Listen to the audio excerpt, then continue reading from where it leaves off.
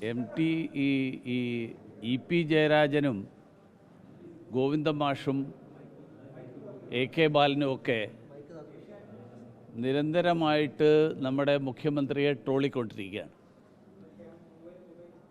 വാസ്തവത്തിൽ അവർ സംസ്ഥാനത്തിൻ്റെ മുഖ്യമന്ത്രിയെ സ്വന്തം പാർട്ടിയുടെ നേതാവിനെ ഇങ്ങനെ ട്രോളാൻ പാടില്ല എന്നുള്ളതാണ് എനിക്ക് പറയാനുള്ളത്. കാരണം ഈ MT പറഞ്ഞ സാഹചര്യം ഏതാണ് നമുക്കെല്ലാവർക്കും അറിയാം. MT സംസാരിച്ചത് മുഖ്യമന്ത്രിയെ വേദിയിലിരുത്തിക്കൊണ്ടാണ്. അപ്പോൾ വേദിയിലിരിക്കുന്ന ആൾക്ക് MTയുടെ വാക്കുകൾ കേട്ടപ്പോൾ ഈ ഒരു സിനിമയിൽ ജഗതി ശ്രീകുമാർ പറഞ്ഞതുപോലെ ഇത് എന്നെ തന്നെയാണ്, എന്നെ മാത്രമാണ് എന്ന് തോന്നുന്നുണ്ടെങ്കിൽ അത് സ്വാഭാവികമാണ്. പക്ഷേ എനിക്ക് MTയെ അഭിനന്ദിക്കാൻ തോന്നുന്നത് കേരളത്തിലെ വലിയ ശതമാനം സാഹിത്യകാരന്മാർ സ്തുതിപാഠകരായിട്ട് മാറുമ്പോൾ MTയെപ്പോലെ ഒരാൾ എങ്കിലും കാര്യങ്ങൾ തുറന്നു പറയുന്നു എന്നുള്ളത് അഭിനന്ദനാർഹമായിട്ടുള്ള കാര്യമാണ്, സന്തോഷകരമായിട്ടുള്ള കാര്യമാണ്. പക്ഷേ ഇത് പറഞ്ഞതിന് എന്തെങ്കിലും പ്രയോജനമുണ്ടാകുമോ എന്നെനിക്കറിയില്ല. കാരണം പോത്തിനോട് വേദം ഊതിയിട്ട് കാര്യമില്ല എന്നാണ് പറഞ്ഞു കേട്ടിട്ടുള്ളത്. ആ അവസ്ഥയാണ് പിണറായി വിജയൻ്റെ കാര്യത്തിലെന്നാണ് എനിക്ക് തോന്നുന്നത്.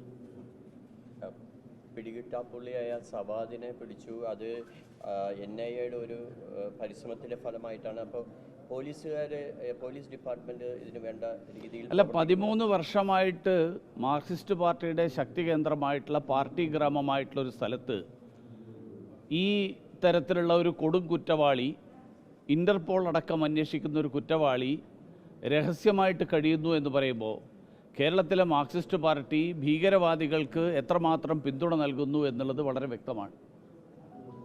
ഇത് ലോകം മുഴുവനുള്ള ഭീകരവാദികളുടെ ഒളിത്താവളമായിട്ട് കേരളം മാറുന്ന ഒരു സാഹചര്യത്തിലേക്ക് എത്തുമോ എന്നുള്ള ആശങ്കയാണ് സമാധാനപ്രിയരായിട്ടുള്ള കേരളത്തിലെ ജനങ്ങൾക്കുള്ളത്.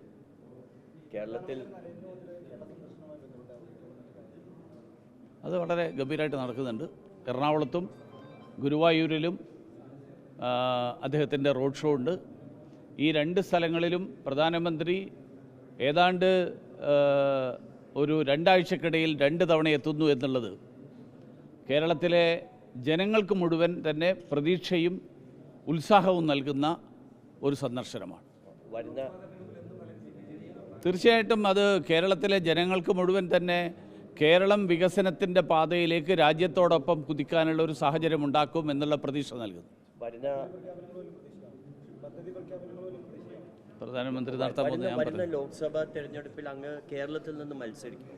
കേരളത്തിൽ നിന്നല്ലേ മത്സരിക്കുള്ളൂ, വേറെ ഇടത്ത് മത്സരിക്കില്ല.